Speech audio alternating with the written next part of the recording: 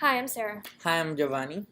and we decided to do our presentation on the expressionless. So, about 42 years ago, come June, a woman came into the Cedars-Sinai hospital in California. She was covered in blood, but that in itself isn't weird because it's a hospital. But what was weird was the fact that the blood was not hers. It was the cat that was stuck in her mouth. Not stuck. She was like eating the cat.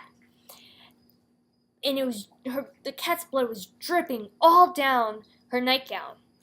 But that, believe it or not, is not the creepiest thing that was going on. Her face was like a mannequin's. It was plastic. She had no emotion. Her makeup was smeared. Her eyebrows were shaved off, I guess.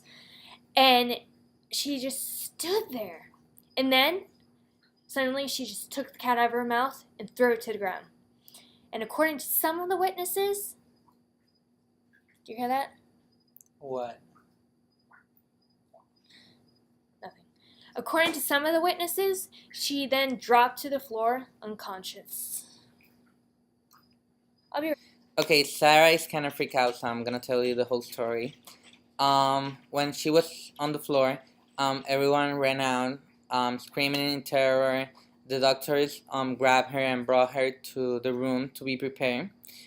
And she was calm. She didn't make any sound and didn't struggle or move. That was until they tried to sedate her.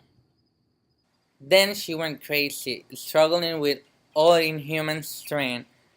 Suddenly she looked at the doctor and smiled. The nurse let her go and screamed. The teeth were not human. They were like spikes, too long to fit in her mouth. When the doctor was holding her, she looked at her and asked, "What are you?" Suddenly she longed for his throat, ripping out with her spike, and he collapsed. When he collapsed, she leaned over him and whispered in his ear, "I am God." Then she proceeded to kill all the security guards. She was never been seen again to this day. The nurse, the last survivor, the only witnesses, name her the expressionless. This urban myth has never been proved, but then again, has never been disproven. Many of the stories are more or less the same, except for the few slight difference. The difference from their stories are too small to cause any doubt. In one account, it was not a woman, it was a girl. And in another account, the poor ground cat was actually a small kitten, and the woman may or not have collapsed. I wish I could say that this woman, described as a demon from hell, is just a myth, but I can't. So watch out, the expressionless could be out there, waiting.